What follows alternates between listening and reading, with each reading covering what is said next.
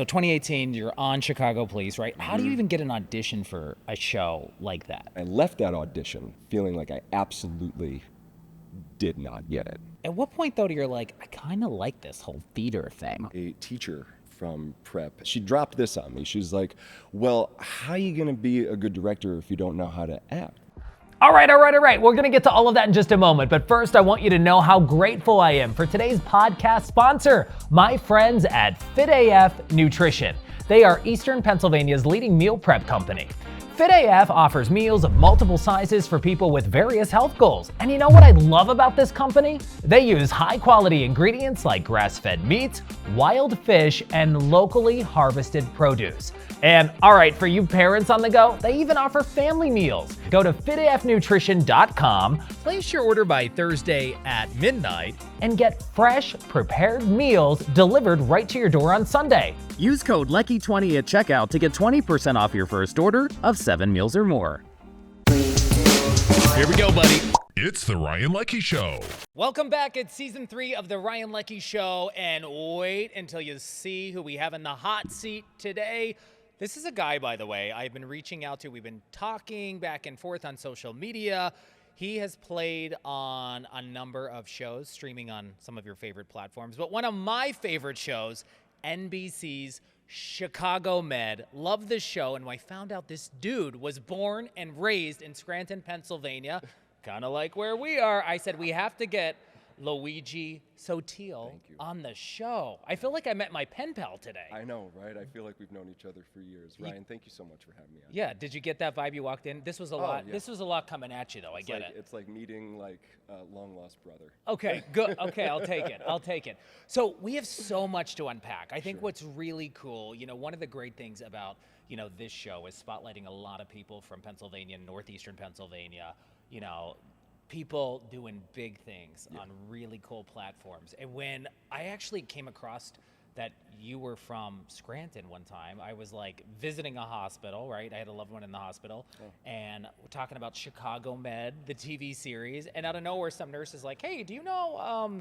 the guy who plays Dr. Archer's son on Chicago Med is Luigi Sottile from Scranton? I was like, pump the brakes, what? So I was like, we gotta get this guy, which is super cool. But I think even before we dive into more about your character on Chicago Med, I mean, let's talk give me your roots. Where did Luigi, born and raised, where you went to school, and how all of a sudden you started dabbling into the world of acting? Yeah, absolutely. No, I was born and raised in West Scranton. I thought you were going to throw a W at me because people are like, I'm from the West Side. No, you know what? Because I went to prep, I just wouldn't feel right doing it. Okay, So yes. Got it. You went to Scranton Preparatory High School, and we're going to come back to that. Only my friends that went to actual West Side could do that. Got it. Yeah, corner of Washburn and High Park, right there, about a block from the school. But yeah, like I said, I went to Scranton Prep, and I kind of got into acting a bit later. What's later? What do you mean? Well, I would say like sophomore year of high school. I was by no means into it like as a kid. I was mostly an athlete. I played baseball and basketball, but when I got to prep and about my sophomore year, it started when I really started to take an interest in films. And movies were kind of like my best friends growing up. I just got really indulged and started making my own.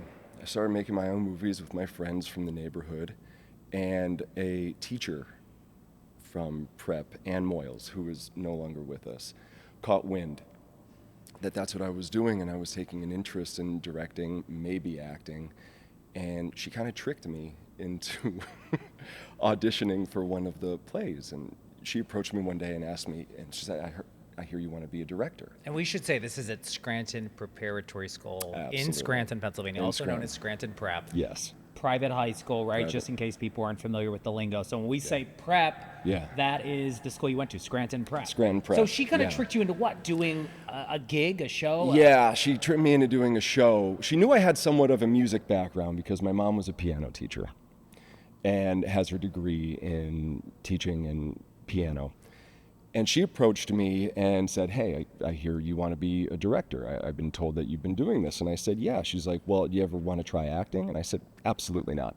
I have no interest in being that outgoing. Yeah, you're like, I'm behind the scenes guy. I'm behind it, yeah. Which I should tell people before we sat down. You're like, this is going to sound weird, but sometimes I get a little bit nervous. And you're like, Oh, yeah. I'm an incredibly nervous human being. which is crazy, right? But I think that's what people don't get, right? So when people sometimes are acting, maybe, there's people around, but sometimes, it's just like you're looking at one person, the person you're acting with. And absolutely. That's what I was amazed by. I'm like, this guy gets nervous, but it happens, people. All the time. I do much better with other people's words for me. Got it. So she obviously, this teacher She saw at something. your high school said, hey, I know you like the behind the scenes stuff, but we want to put you in. What show was it, or what kind of thing? It was Rodgers and Hammerstein's Cinderella. And basically what she said, she dropped this on me. She's like, well, how are you going to be a good director if you don't know how to act? How are you going to tell actors what to do? And I went, shit, all right, yeah, that's a good point. So I said, okay, I'll give it a shot if it's going to get you off my back.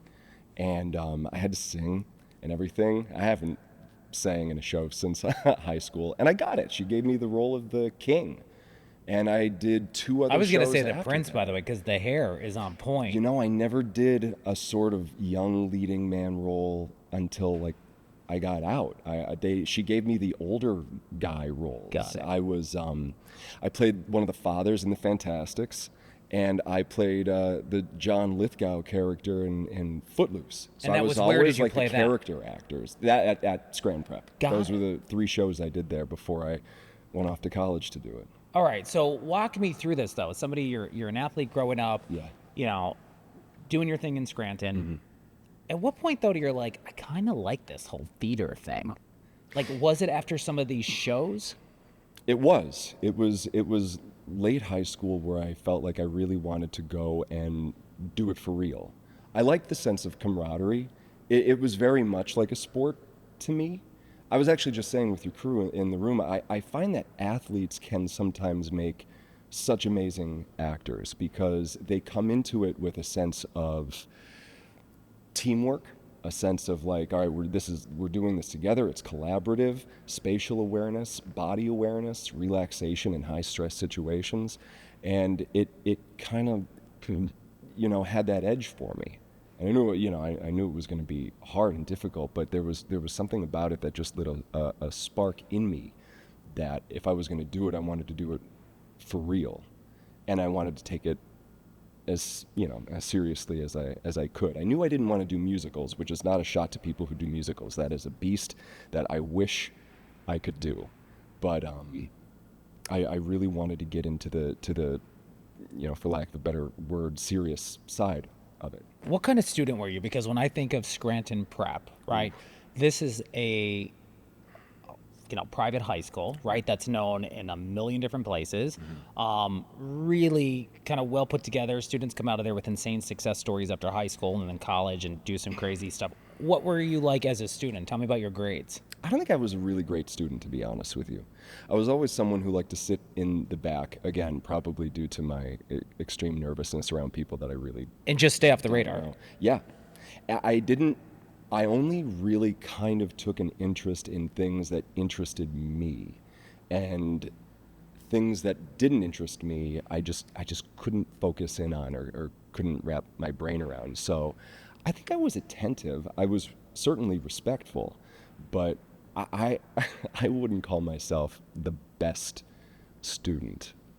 Probably not until I got to college and I was doing something that I actually wanted to do and took interest in. So talk about that transition. You do 3 shows at your high school, right? You're like, I kind of like this acting thing. Right.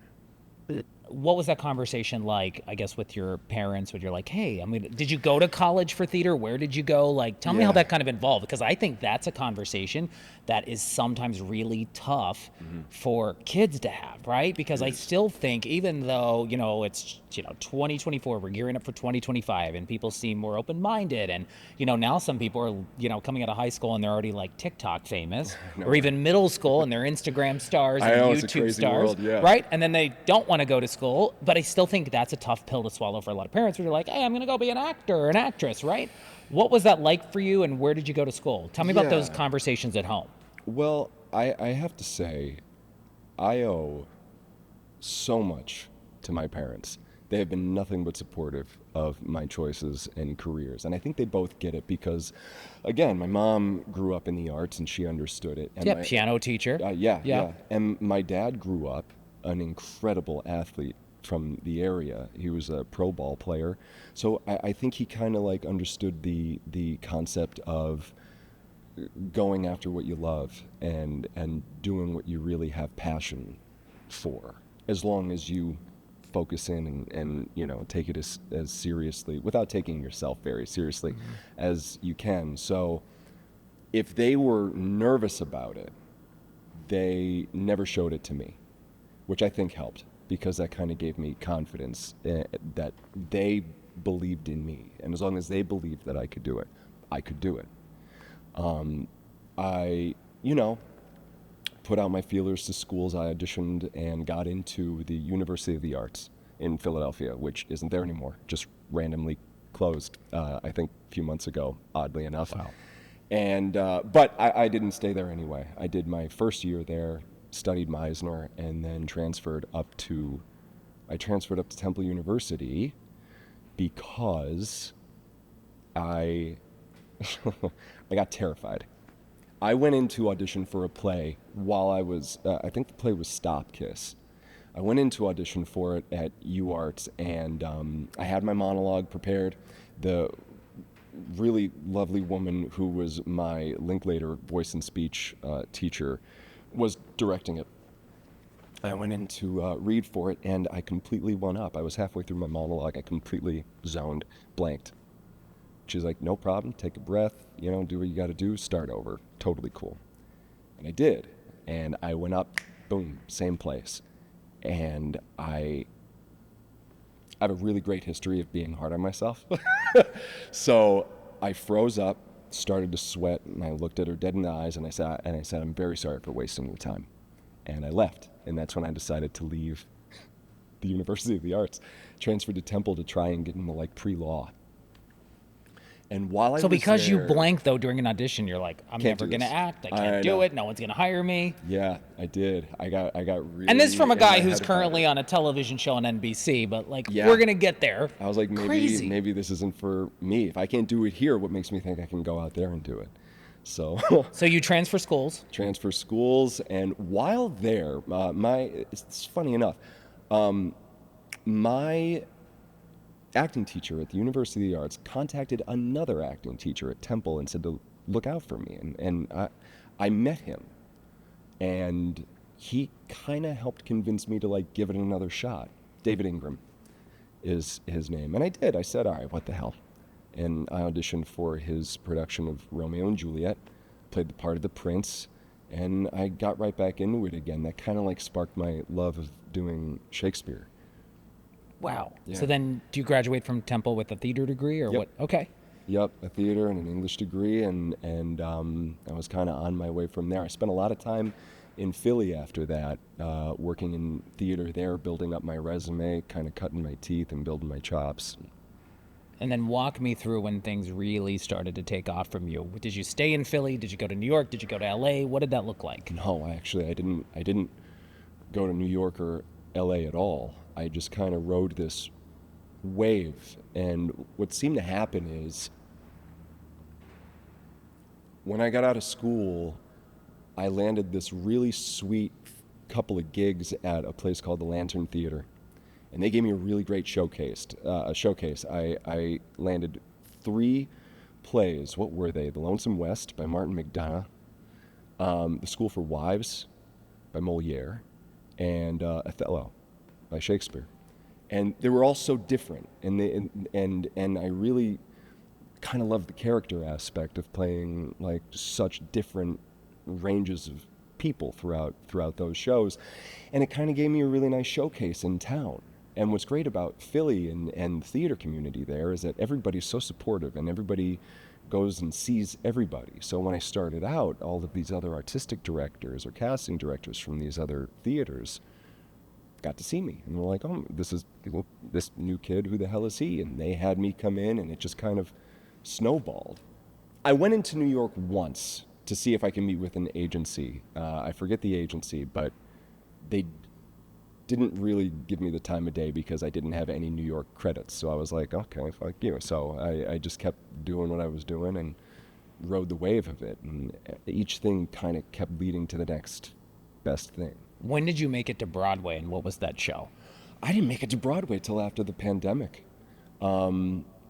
They were remounting Jeremy O. Harris's Slave Play. And it was being directed by a very dear friend of mine, Robert O'Hara. And I was in New York already, auditioning for a play that was going to be at the Goodman Theater. And on my way to that audition, it was like one of my first live auditions in a while because of COVID.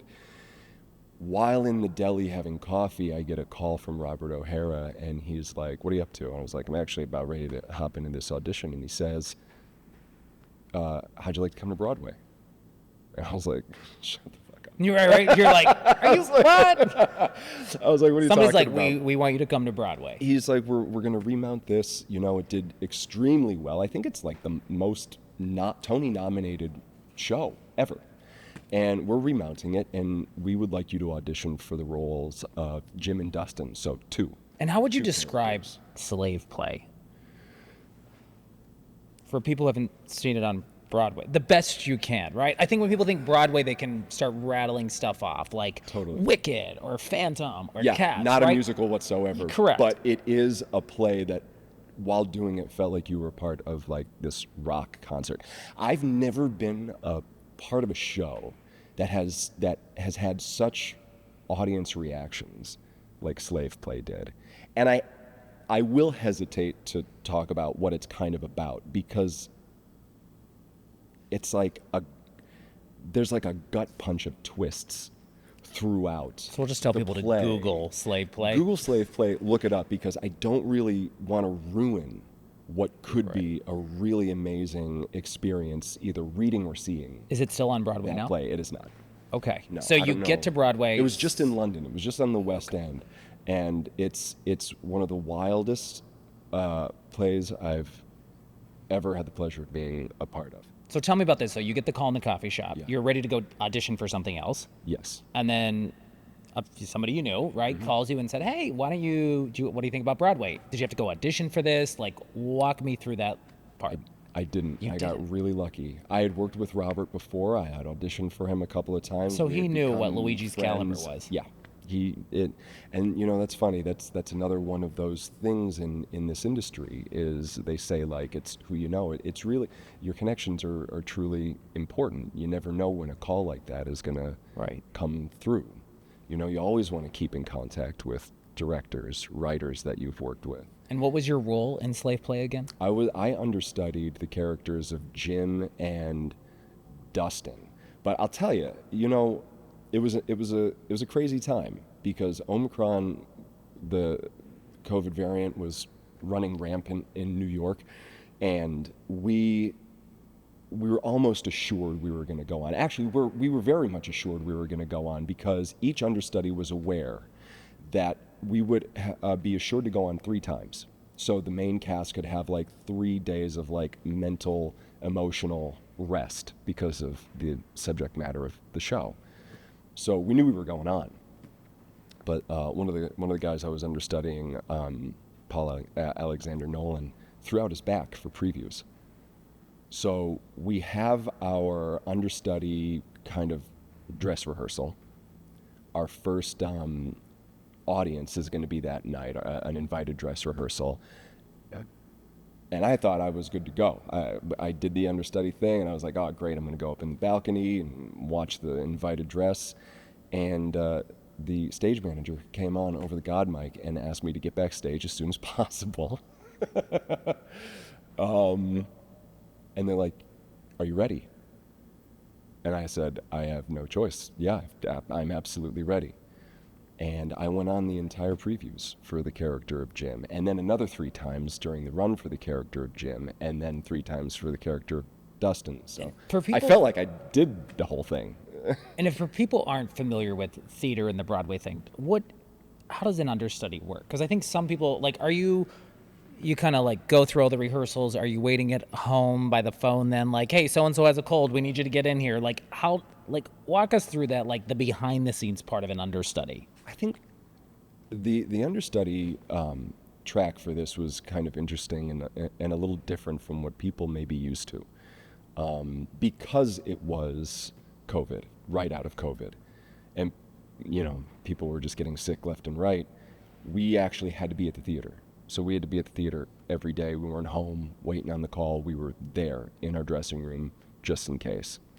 But what's awesome about Robert is he directed us in a certain way where it was on a rotating basis. So we would run through the show or through a scene or through an act.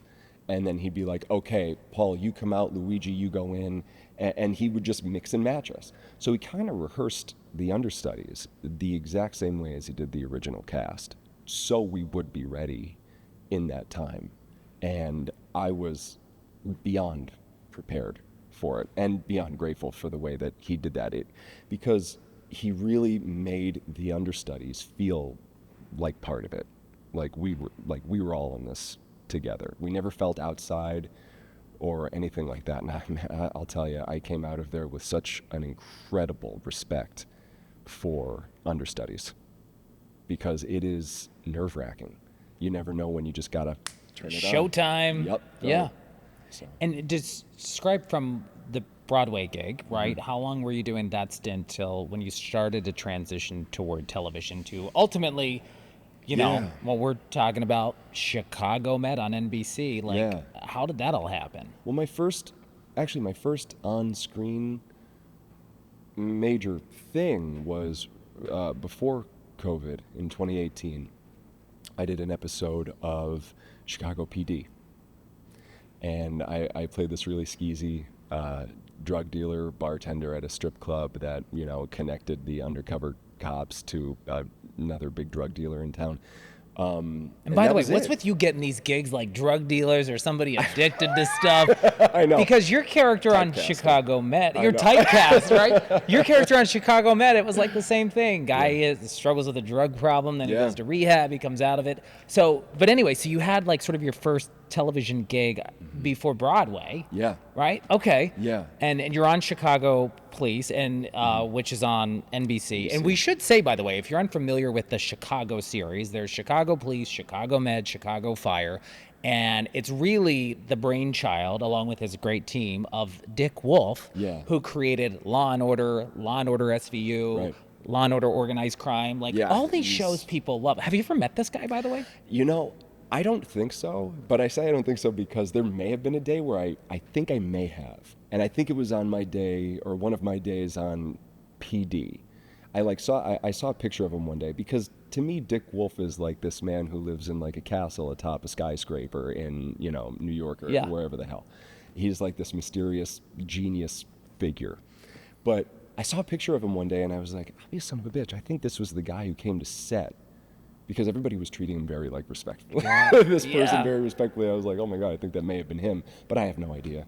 So I could have met him, but and we should tell people, by the way, the Chicago series is shot in Chicago. All of them, all three of them, are shot in Chicago. Okay, so 2018, you're on Chicago Police, right? How do you even get an audition for a show like that? Do you have an agent, by the way? Yeah, I do. Okay. I have agents and managers. And basically that was it. They submitted me for it. I gave a read.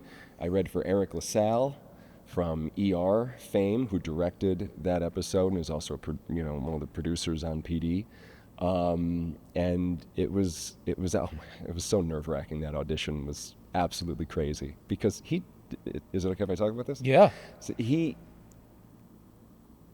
was a great guy, but I don't know if he was like screwing with me in the audition or not. I went in to read. And he kind of came in, he just kind of walked by us, and he looked very busy and focused. So, we were like, okay. When I got in to read for the role, I started reading with the reader, and he stops me a few lines in. He goes, can do me a favor, and can you please focus on the reader when you're reading? And I said, yeah, okay, which I thought I was doing. And I was like, okay, great. So he's like, great, start again. And I started again. I'm looking dead at the reader. And what is the reader doing? It's just the back person and I'm forth. reading with, Got it. having the audition. We're with. trying to like pull back the curtain for people who don't work in of showbiz. course. Basically, you walk in, you have like the casting director back there, the director, his or her assistant, these people sitting in the back, and then your reader. And he stops me in the same place, and he goes, "No, the reader. Can you please read with the reader?" And I go, "This reader right here?" And he's like, "Yeah." And I go, I am. And the reader's looking at me like, what the hell is going on? Yeah. And she kind of like meekly looks back and says, he is. And he goes, oh, well, I guess I'm wrong. Go ahead. And he sits back. And I'm like, I don't know what's going on right now. But I left that audition feeling like I absolutely did not get it. And I ended up getting it. It was one of the most awkward experiences I've ever had in an audition room. Yeah. I do have to say, Eric LaSalle is a really awesome, nice guy who, as my first time director on screen, made me feel absolutely comfortable on the days where I had to shoot. Describe the days shooting, right? Because we'll come back more to Chicago Med, but when you worked on Chicago Police, Yeah.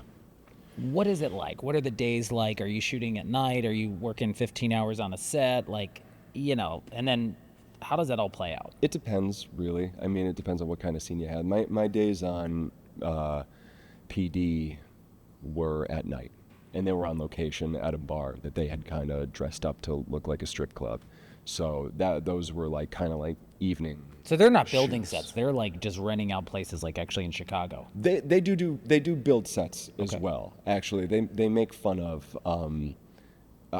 they make fun of Med sometimes. They call them Club Med because Med doesn't necessarily have to go out in the cold and film as much as PD Because they and have Fire basically does. a hospital setting already set up. Yeah, pretty much. So they kind of, which was odd because my first couple of episodes in my first season were outside. So I was like, I don't know what this whole Club Med situation is because it is. It's freezing in Chicago. And especially the days that I had to go out and film, I think it was down to about 20-some degrees while we were filming on those days. Are you nervous though when you're working with people I'm nervous in general. Yeah, nervous in general. When you're working with these leads, right, and people have done a lot of other shows Dr. Archer, who was played by Steven Weber. Yeah, and you've seen him in other stuff. I mean, Yeah. Are you nervous when they start rolling, right? You're like, I just got to nail my lines because these people are going to think I'm amateur if I screw it up. Where's your head during this stuff? And what are your tricks to memorize all your stuff? I like to write my lines. While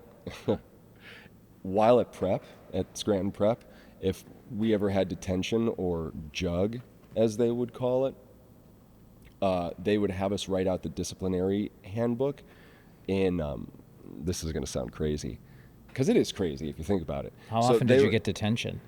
Like a few. Good amount? Well, enough so that, anyway, they had us write out the disciplinary code in pencil and pen, every other word, pencil, pen, and then number the words in the opposite medium of what we were writing in. So the penciled words would be numbered in pen. Wow. Yeah, crazy. But I kind of started to realize that I was oddly memorizing the disciplinary code because I was writing it out so much. So that's how I kind of like to learn to write my lines. I like to write them out a bunch of times until they basically. And do you alternate with pen and pencil? No. God, Okay. No.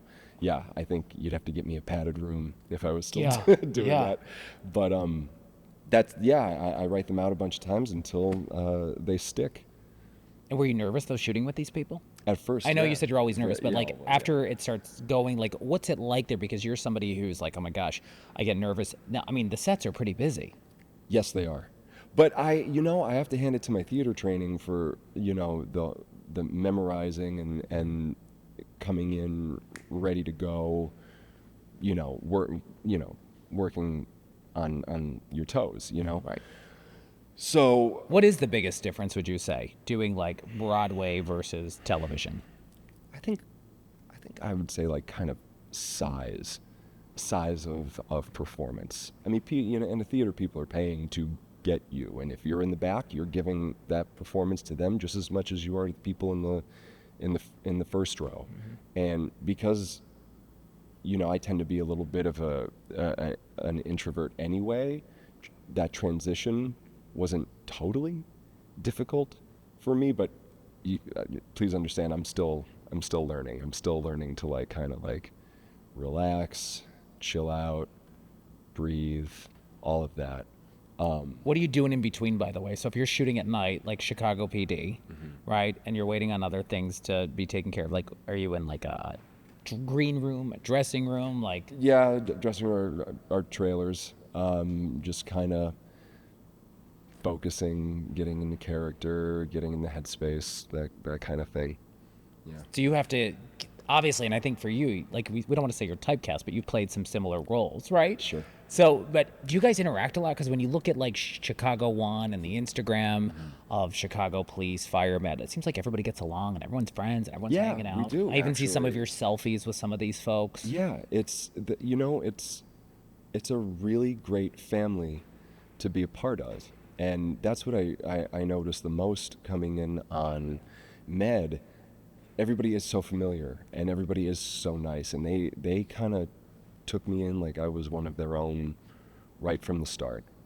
And especially I will have to say, and don't tell him I ever say anything nice about him, but especially with Steven Weber, he was so This is funny. Dr. Archer on the show. Dr. Archer, the guy who plays my dad. He's so goofy and so funny. Anybody who only knows him from Chicago Med wouldn't believe it because he's so crabby on the show. But he's such a goofball, and he's so wonderful at putting you at ease, and he's become such a wonderful friend and almost mentor. I owe him a lot.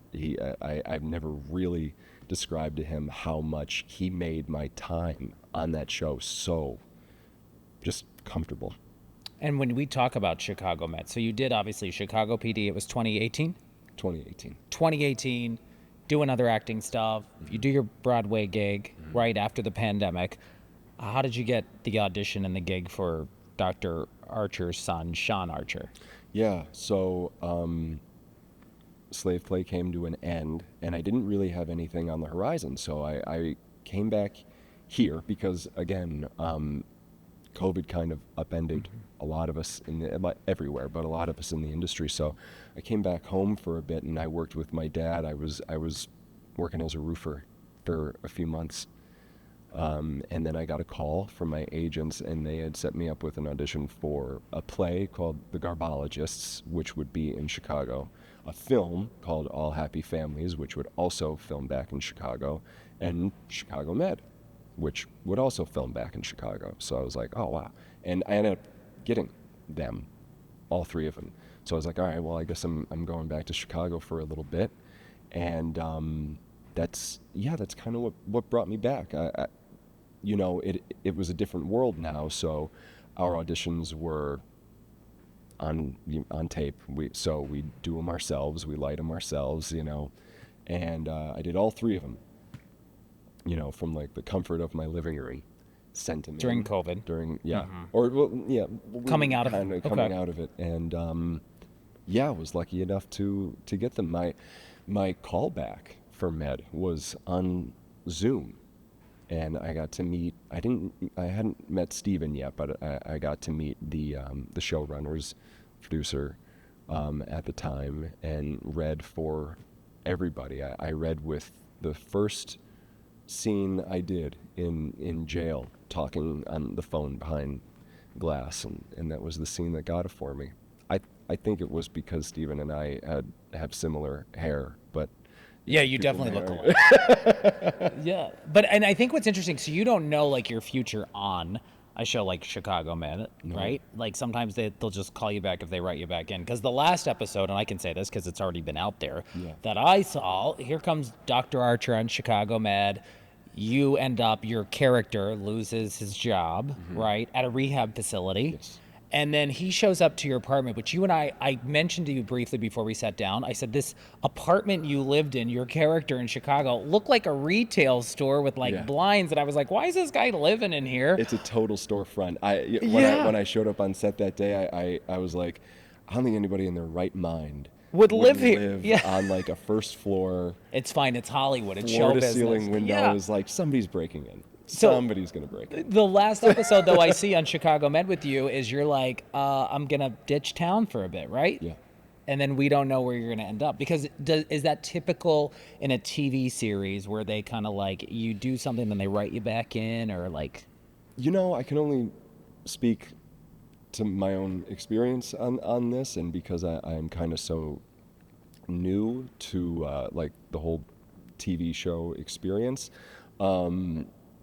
it's kind of typical, I think, to what my own personal experience is. You hear about these things happening, or you hear about people getting written off, and I was just grateful I didn't die. I'm still alive, which can always leave a possibility for something, but they don't necessarily like to give out a lot of information. So I can truly say I know nothing. I know nothing about a possible return or not return or anything like that. But getting in on the show gave me a little insight, actually, as to how some shows are written or handled, because you would think that they would have the whole season just written out to a T, planned. They actually really don't.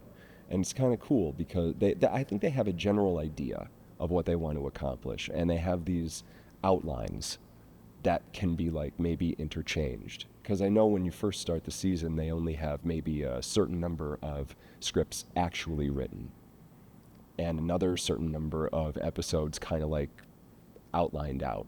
I think just to give room and see like the chemistry between certain people and how things plan out, or at least that's the sense that I got. Would you say your role in that show was your biggest yet? I would say so, yeah. And I honestly didn't even plan on being on it for as long as when I got the gig, I think I was only contracted or assured 2, maybe 3 episodes. Or at least, again, that's what they told me at the time. And I just remember you had different jobs on the show. You were like the I was valet a at the valet, hospital, and then then I you was work at a a- rehab yeah, facility. yeah. What was the reaction, though, back home here in Scranton, Pennsylvania, when your parents see you on NBC, on a Sure. TV show so many people watch? Like, what was that like? Was there a watch party? Like, yeah. and what did you think when you actually saw it come together? Did you feel like, okay, I've done something with this acting career? Yeah.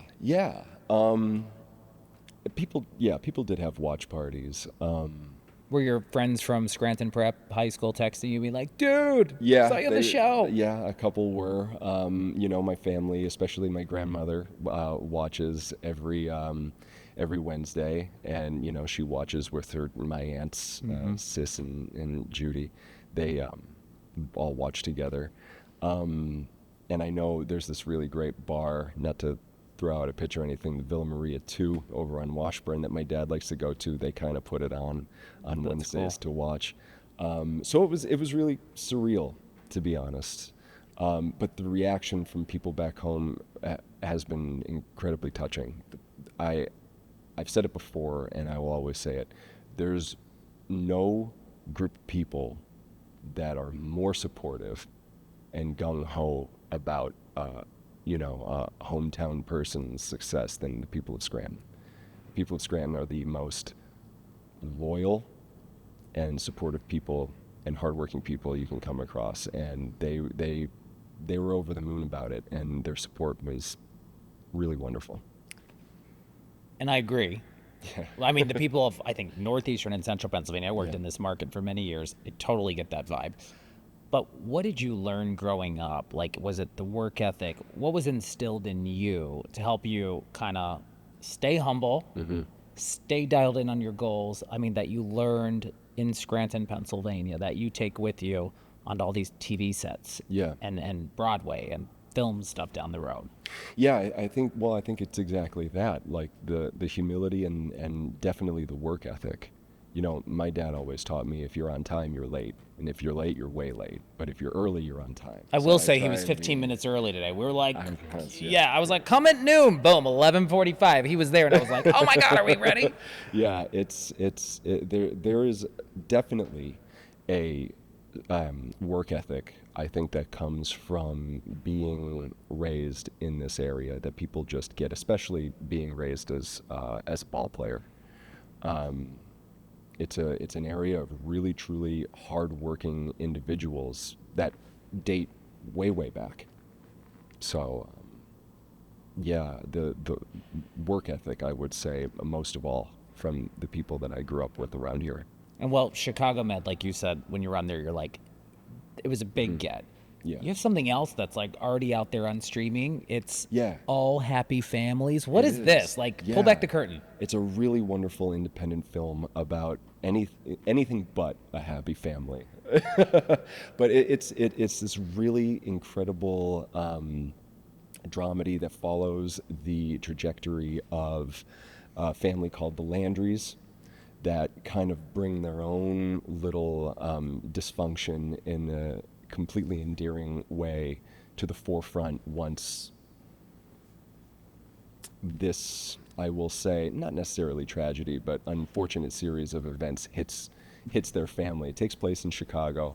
And I really loved, when reading the script, I really loved the immediacy of it. It only takes place over 2 days, but it kind of reminded me in a way of like, you know, like an 80s Chicago comedy, like for instance, Ferris Bueller's Day Off. It took place in real time. And it's extraordinarily touching. I play a chef named Aaron, who works with the love interest of the lead, Josh Radnor. And it was just released on streaming on the 18th. So you can get it on Amazon Prime or Apple TV, or if you go to my Instagram page, you can see other places that you can check it out. And it's called All Happy Families. All Happy Families. And people, by the way, you can stream not only that, but then the Chicago series. Med, yeah, on Peacock. Yep. And, yeah. And anything else? You said there was one other gig that you did like another audition for. It was like 3 at once, and they all hit. Oh, that was a while ago. That a play that I did like, called just The this play. Garbologist back Got in, like, there's like 2 years ago. How do you handle rejection as an actor? Who?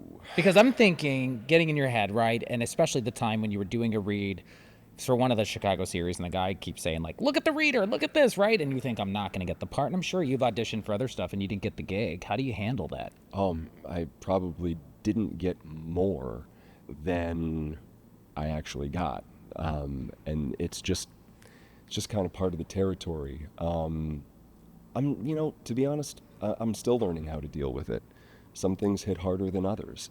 And you really have to train yourself, I think, as an actor to live with both a thick skin and deep vulnerability at the exact same time. And it's a tough thing to handle, because so much comes with having an audition, right?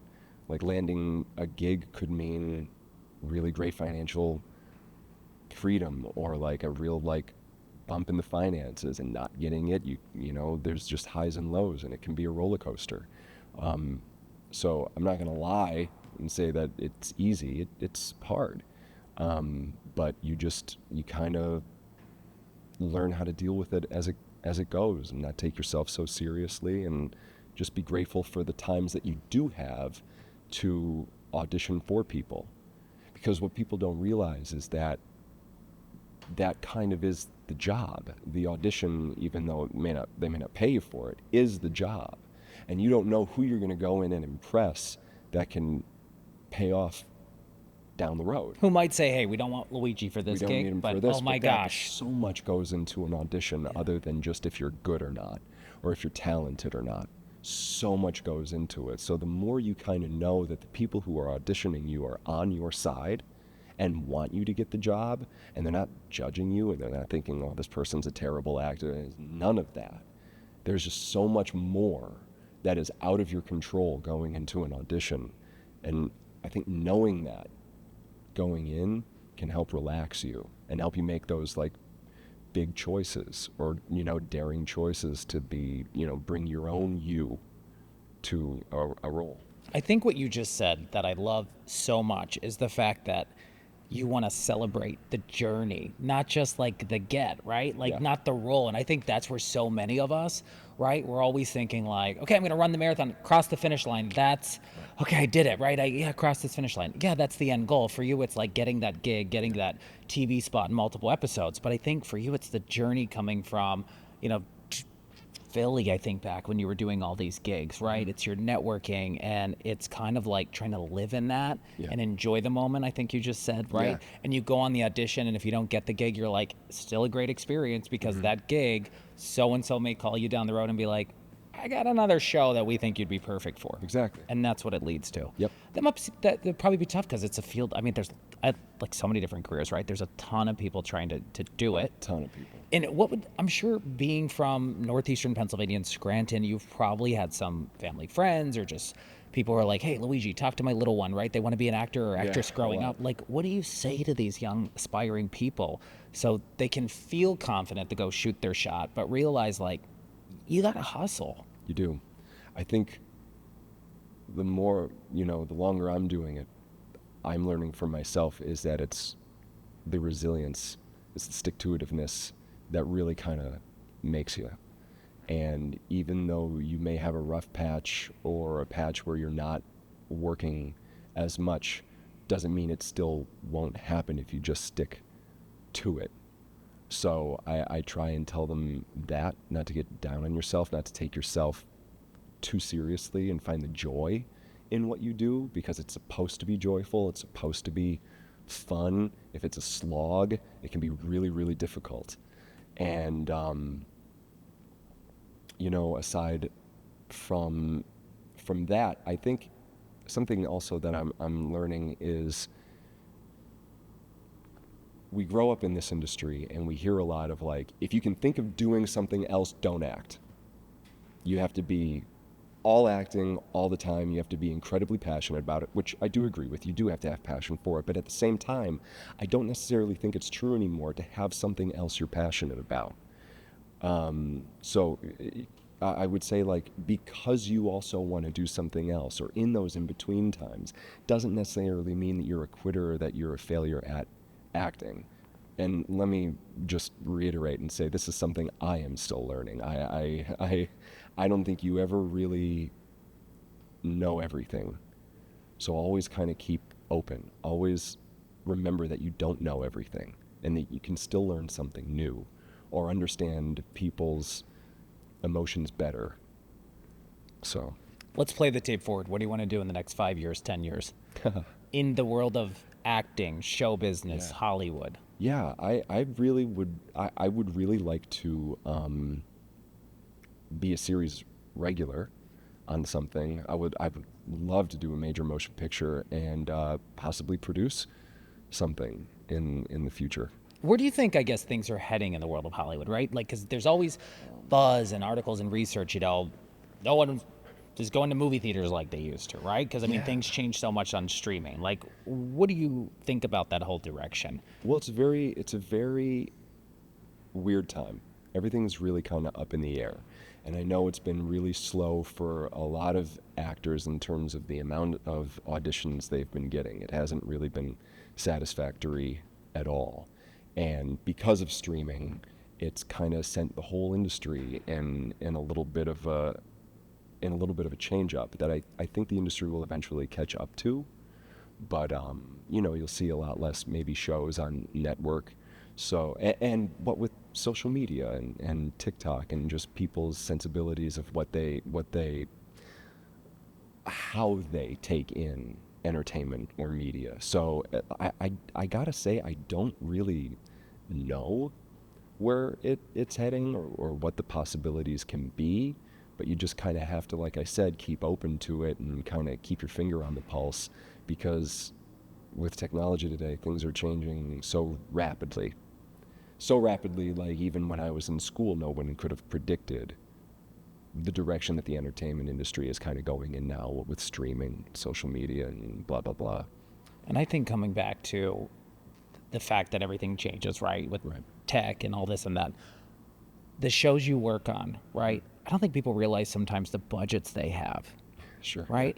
Were you blown away? Were you ever, when you're acting and you're looking around, you're like, oh my gosh, this is like, one, a pinch myself moment. Sure. But two, to look around and be like, I can't believe we're doing this. Yeah. Because you look at, the Chicago series or the other content, I'll just say that Dick Wolf produces, Law & Order SVU, and all this stuff. And it's crazy, some of their budgets for each episode. It is, which I have no idea what they are. But yes, it is crazy. I think it really hit me on this one day. It was an episode that I did where my character meets Hannah for Dr. Asher for the first time. It was a really late night shoot. It was absolutely freezing, and it was on a bridge with the Chicago skyline in the back, and they had to blow up a car. And so I showed up early to check it out, and I was just like, yeah, this is all really expensive. Yeah, I remember that episode. Yeah. Crazy. Mm-hmm. And anything you want to add that I didn't ask you? Just about the love of your hometown, any of your goals where you're heading? Because you split your time between here and Chicago. You have an apartment in Chicago. I do, yeah. I try and keep open to I try and split my time here, there, New York, Los Angeles, really anywhere I need to be. But anything I didn't ask you that you're like, this is what peeps need to know? Not necessarily. I think we covered. I just want to thank you very much for actually what you do. Putting a spotlight on our beautiful area. Can they see they can see it. It's the best view in the valley. Absolutely stunning it is. So thank you for having me on. And no, I think it's cool. I mean, you and I were messaging on Instagram, and you got back to me, and because you never know which way it's going to go, right? People from like the same area where I'm living, right? Hey, we'd love to talk to you, blah blah. And some people were like, I'm not interested, and you were super cool out of the gate. How can people follow you? What are your handles on social media? Yeah, well, I'm only on Facebook and Instagram, but you can follow me. On Instagram, it's at Luigi Sottile _actor. And yeah, please do. And we'll share all of that. Yes. And Facebook, same thing? Yeah, just Luigi Sottile. You can't miss me. Got it. I think I don't think there's many Luigis. And when I first met you, I'm like, Luigi. Do people yell at you like that all the time? They're like, do. Luigi. Well, I kind of feel like I'm this.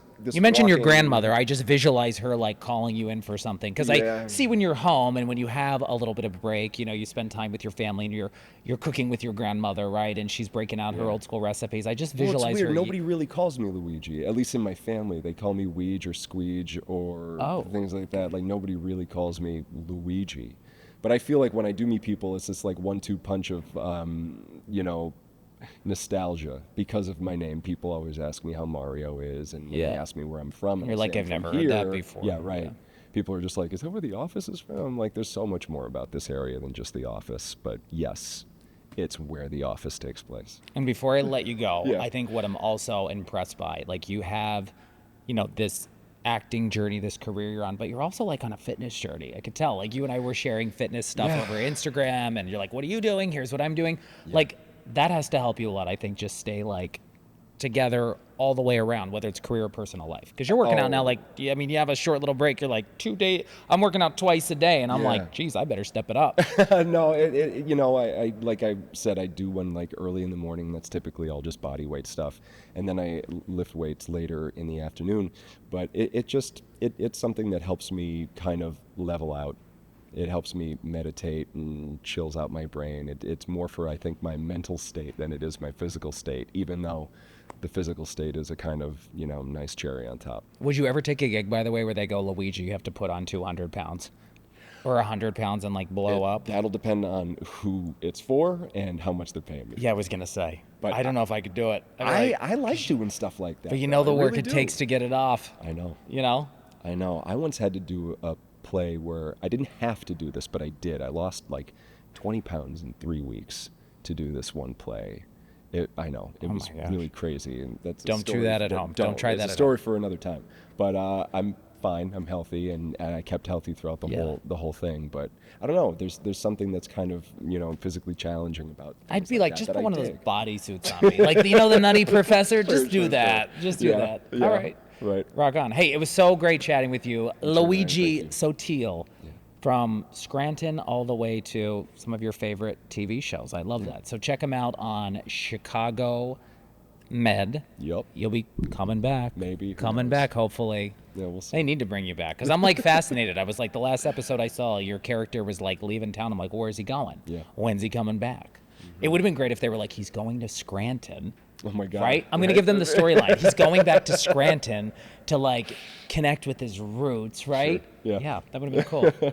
All right, good stuff. Well, we really appreciate it. Thanks so much. And I appreciate you being back for season 3 of The Ryan Leckey Show. I'll see you next time.